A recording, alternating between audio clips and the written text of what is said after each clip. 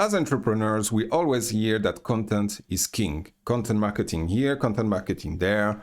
But also a lot of us have some resistance toward creating content because we typically associate it with something that we've seen too much on.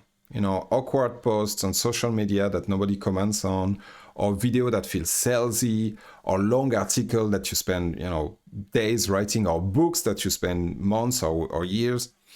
So today I want to talk about content in a more loving and joyful way and help you look at content differently so that you can find the kind of content that you like to create that will bring you clients and help you start or grow your business fast and peacefully.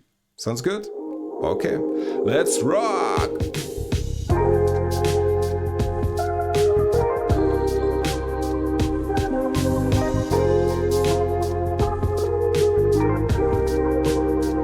Welcome to episode 112 of Peaceful Productivity Techniques, where I help you refocus, perform like a rock star, and double your revenue fast and peacefully. My name is Arnaud Cizi. I'm a focus and productivity coach, and I'm pumped to be here today because I'm pumped to be on this earth and to have the ability and joy and honor to give content to you every week for the last 12 weeks.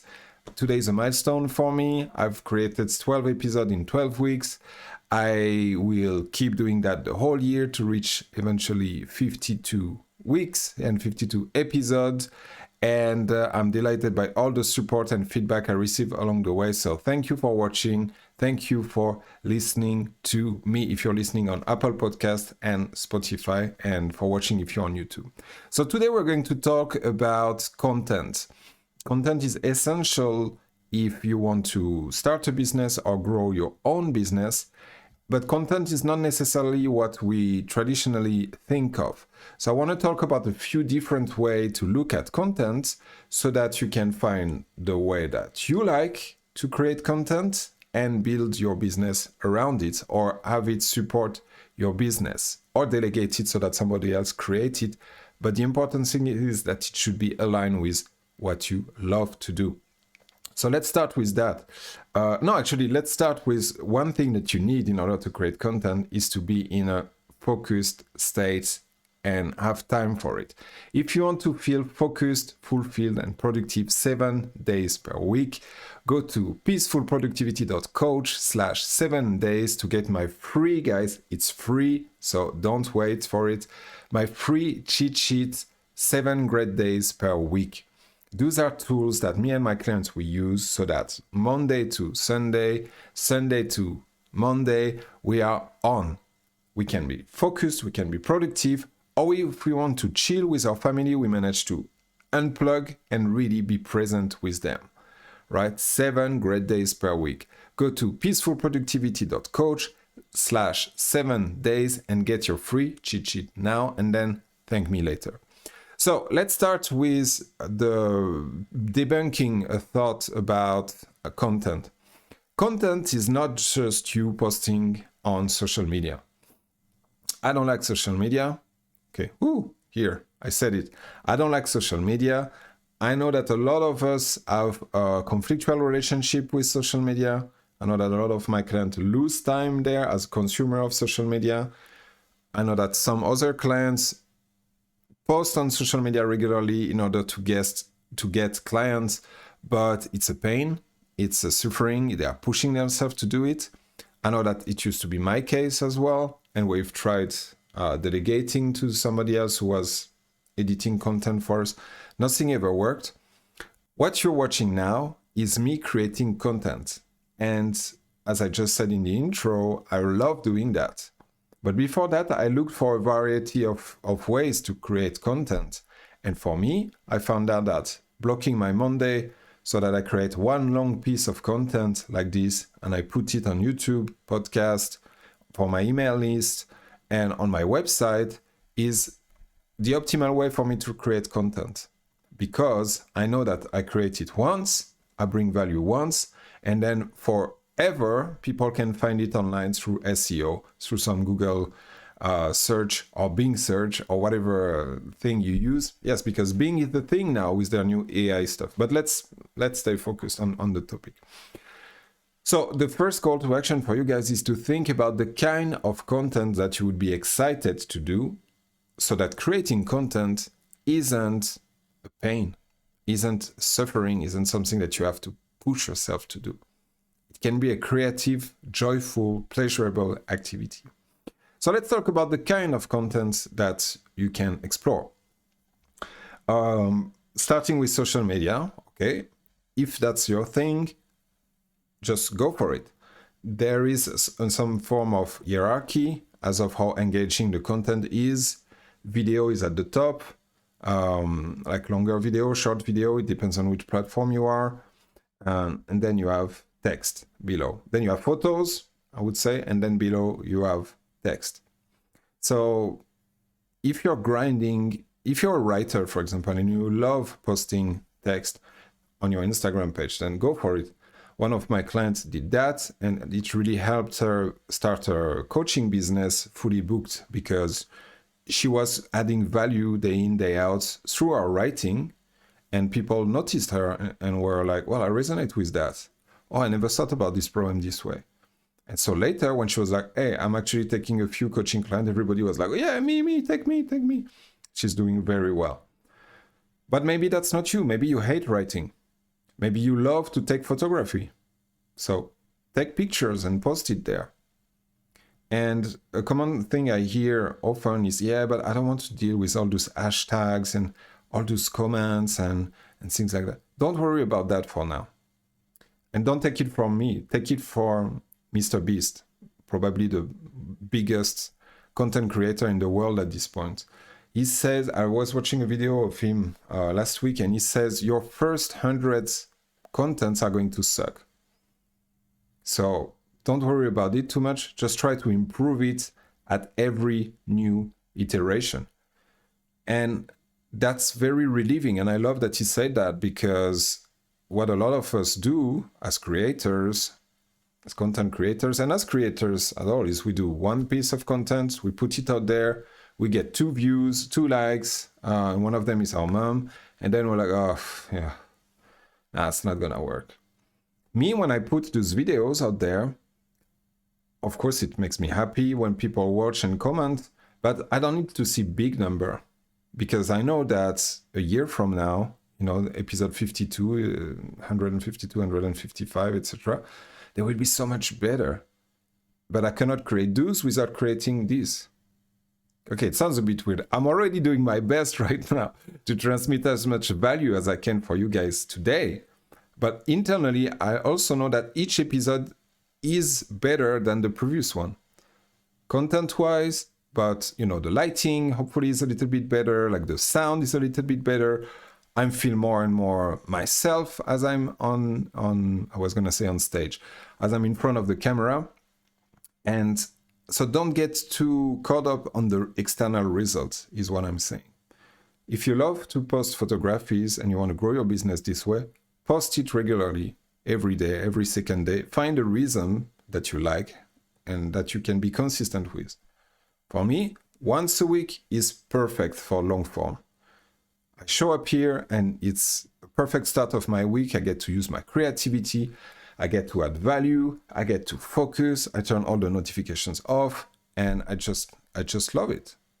If I had to do this twice a week, I don't know. And that's right the level that you want. Every week I feel like I would like to create more content, but I'm not authorizing myself to. This way I'm looking forward for the next Monday so that I can create content.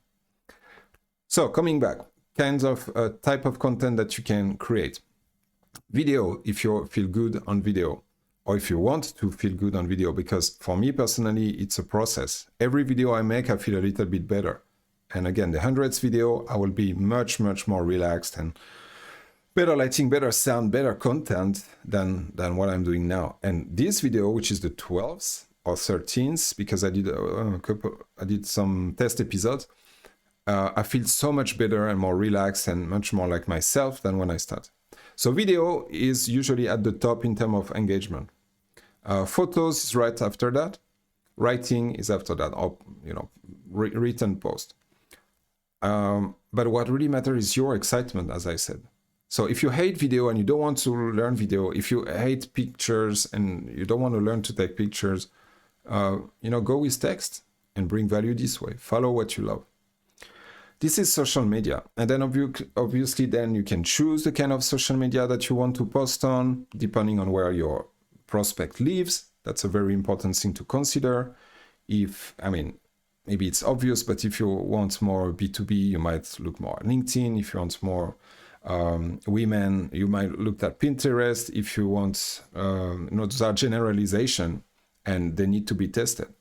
What I don't recommend, and what was recommended to me by all my marketing coaches in the past, were like, don't spread yourself too thin.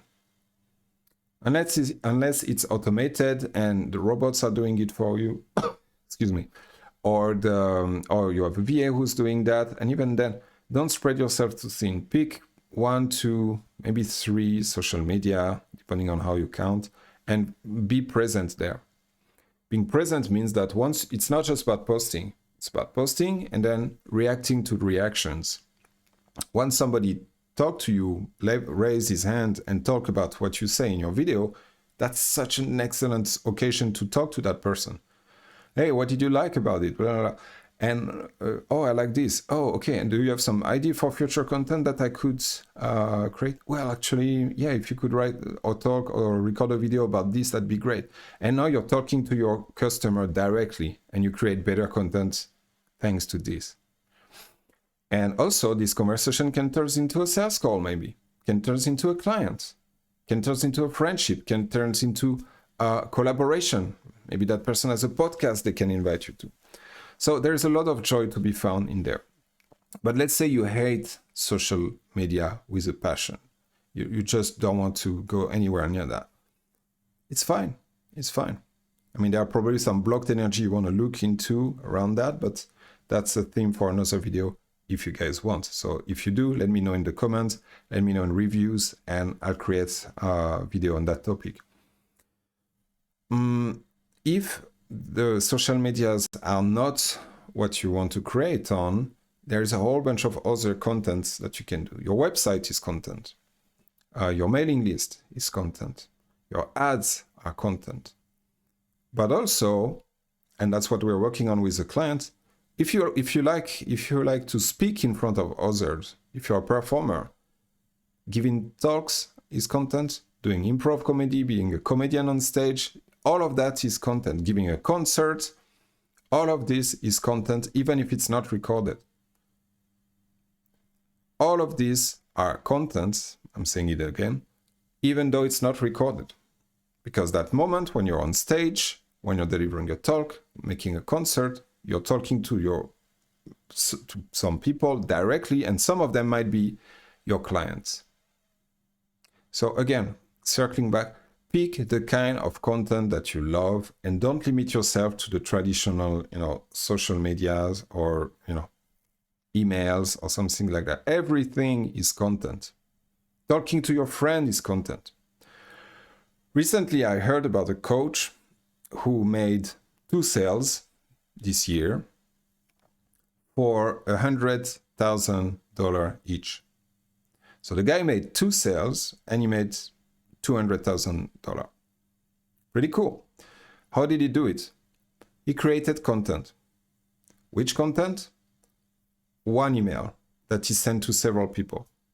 And the email was along the line of, hey, I've achieved result XYZ for myself and I've helped clients for this amount of years.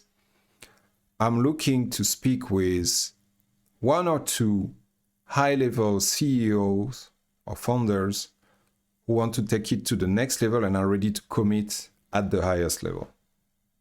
So he sent this email to I don't know how many people.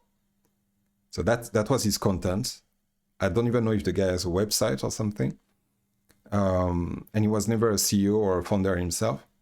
He sent this piece of content around, got introduced to I don't know how many people, but it doesn't matter. Even if he talked to 100 people and 2 of them became clients at this price range, it's totally worth it. It's totally worth it. Depending on his lifestyle, he probably doesn't need to do any other prospecting this year. or the year after. I don't know the details of that. Anyway, the content here was just creating this one email and sending it to people. And then the follow-up to the content is the conversation. Conversations are content as well. Let me say that again. Conversations are content as well. DMs are content. Virtual coffees or coffees, if you live in a place where you can meet people physically. This is, wow, that sounded very, very cyberpunk, and like if we're all isolated in some boxes that we cannot see each other physically. I guess it's remainder of COVID. Anyway, back on point. Every time you speak with somebody, you're creating content for that person. And if that person is a potential client of yours, then there is a sales opportunity. Or, as I like to think about it, there's a way to serve the person. Because the moment you start to think about sales opportunity, I know that for me, it makes me feel awkward and weird, and I don't know how to communicate around that anymore. If I think, okay, let me find out if that person has a problem. Let me find out if I can solve this problem. And if that person has a problem and I can solve it, then it's my responsibility to do it, to offer to do it, right? And then we can move into a sales conversation. So everything is content, is what I'm saying in this video. Yes, social media, yes, video, pictures, text, email, article, yes, obviously, but also conversation, talks, performances, concert, everything that you do really is content. So don't force yourself to pick a content type that you don't enjoy. There is enough choice out there for you to pick what you really want to create it with love, and then follow up with conversation with people, because conversations are also content. I like more and more to do these kind of episodes, less scripted. I used to spend a lot of time to write a perfect script and make sure that it's SEO ready. And maybe 100 episodes from now, I'll come back to that, because I realize that what I'm doing now is a mistake. But I'm following my excitement, guys. For me, it felt exciting to just turn the camera on and go about this topic of content. So let me know, if that brings value to you guys. Let me know in the comment if you're watching on YouTube, and let me know in reviews if you're listening on Apple Podcast or Spotify. And questions for you. Which kind of content, 2 questions. Which kind of content have you been forcing yourself to do that you hate doing? And which kind of content didn't you consider being content up to this point, and now you feel some excitement to explore it? Again, no pressure. It's not about doing it every day. We're just looking for some excitement to explore this new kind of content. Let me know in the comments. And if you want to be in the best mindset and energy level possible when you create that content, whether it's a concert, a book, an article, social media post, or a conversation, go to peacefulproductivity.coach/7 days to get your 7 great days per week cheat sheet. 7 great days per week cheat sheet.